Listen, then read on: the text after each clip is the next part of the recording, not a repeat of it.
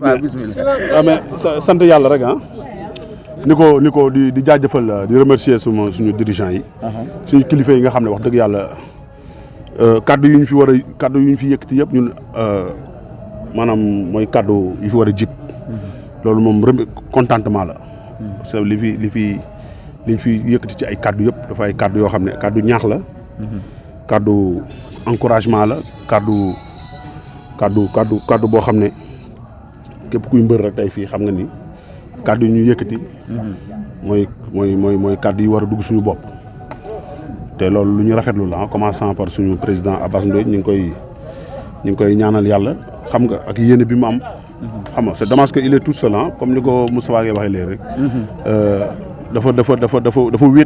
dafa wéet ci boppu écurie bi. xam nga moo tax nee na mbooloo mooy doole kon boog na ko gars yi jàppale. may ko doole. parce que yéenam ci écurie bi mooy écurie Fass bokk ci les meilleurs. waaw di nuyu nag suñu directeur technique Moustapha Gueye ak Amadou Kati Diop ak Thierno Dramé dirigeant yi fi nekk yëpp. lii nag moom c'est pas une première waaw c'est pas une première parce que tamit entraînement moom fu waay mën a nekk ci ay entraînement foo mënti nekk. mooy ngoon mooy contact.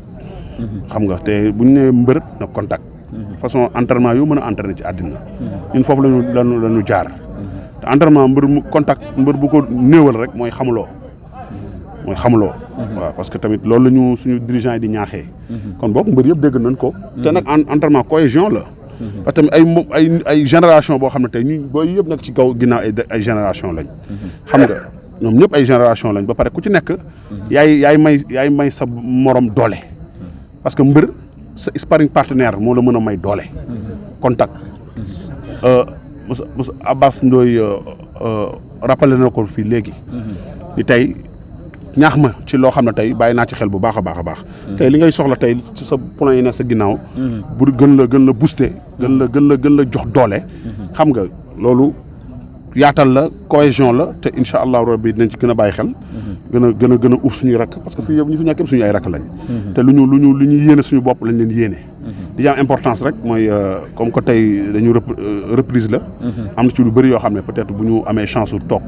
ak suñu ay dirigeants am na loo xam ne waxu biir néeg la du waxu penc. te fii ci penc mi la. xam nga dinañ am occasion toog suñu ay dirigeants waxtaan ak ñoom yoo xam ne. loo xam ne c'est nous dans nous. yoo xam ne tey dina gën rek. pour gars yi gën a xool fi ñu war a taxaw. xam nga ci programme beeg ci ni ñuy def pour def benn regroupement bu spécial. boo xam ne parce que tamit bon boo xoolee distance gars yi fi ñu dëkk dafa xaw a sori. ba pare dem beeg dikk bi dafa metti xam nga tey parfois boo xam nga boo amee combat war a entraîner trois fois par jour. yeewu fajar gi daw yi def musculation midi war a boo amul yenn moyens pour nga ñëw fii day à l'heure dafay metti am na ñu jege am na ñu sori. tey bu ñu defoon benn programme xam nga peut-être dinaa ci waxtaan avec le président. ak encadrement yi parce que tamit loolu moo gën a ci lay gën a woyof ci booy te tamit.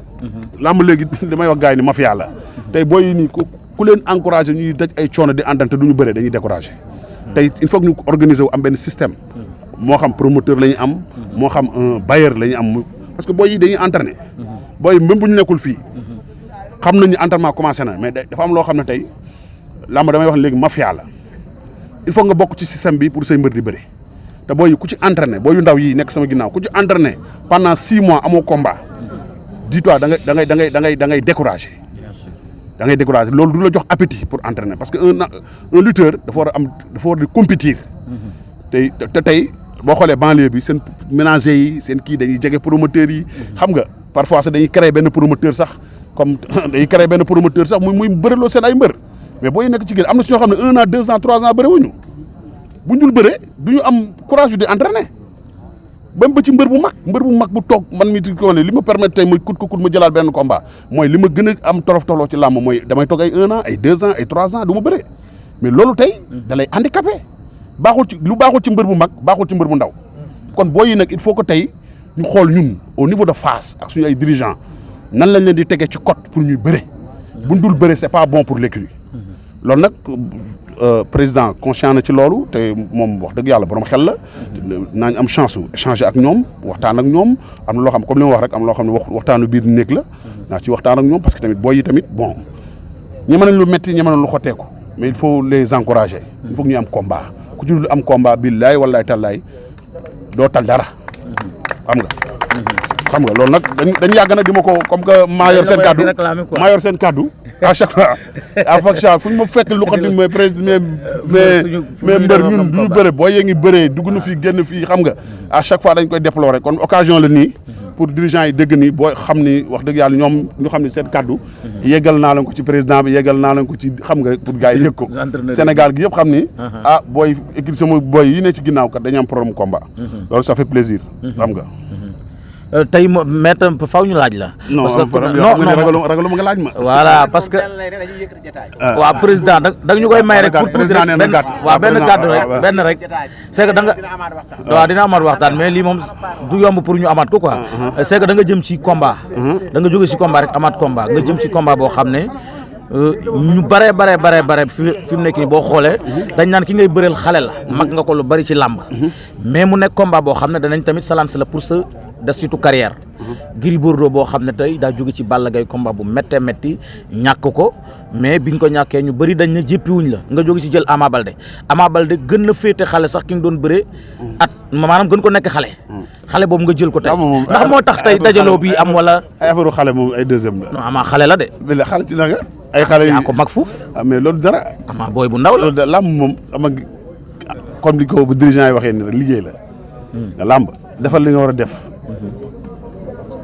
te làmb ñetti catégorie moo fi am comme bëreeg say morom bëreeg say mag bëreeg say rak yow ci nga toll fi mu nekk bëreeg samay rak si laa toll mais tey am na liggéey bu constant am ay experts yow man kon li gars yi wax fii yëpp man li ma am tey nii bëri na wër da ngay wër équipe yu bëri 90% doo ko am école Falaye Baldé amul lii 90% waxuma la Falaye Baldé 80 waxuma la benn écurie 90% écurie yi ngay gis Sénégal man li ma am staff bi ma am amuñu ko waaw kon boo am na yoo xam ne ay détails la maanaam kon adversaire bi ngay bëri bokku ngeen staff non bokkuñu sax bokkuñu ay dirigeant bokkuñu ay entraîneur bokkuñu sax li maanaam booy qualité booy yi nekk ci ginnaaw sax amuñu ko du benn sax ay sparring partenaire sax am bokkuñu ko mais mbaa xam nga ne ko boo amee ay Serigne Ndiaye boo amee ay Gris 2 am ay Forza am booy coxalaan yu gaaw yi nii xam nga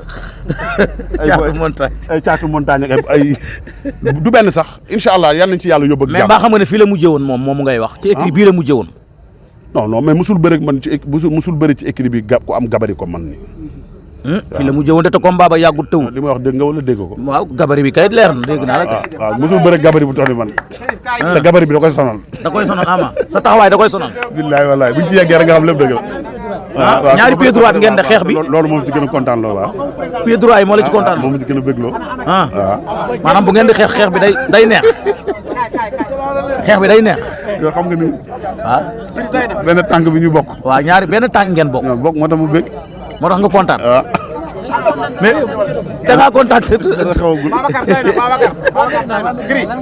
waa Medina looy dalal seen xel ak waa Fass waaw di jox rendez-vous supporter fukki penc yeeg ñaari ci Ndakaaru waaw xam nga Fass Gueule Tapée Colobane Sané Gibraltar Medina di leen wax ñu wàcc ñu wàcc maa ngi wàcc te incha allah da nga leen amel bor wala non du bor samay supporter man ak ñoom du ay bor c'est à confirmer rek c'est un combat très important boo xam ne war na mën a moo war a relancer équipe bi relancer carrière Gris Bordeaux comme c'est un combat très très important kon mais ay bor amu ci. am na kilifa bu ma laaj mu ne Ama ku neex a daan la ci Fass la bokk. incha allah dinaa mettre le paquet def le maximum possible.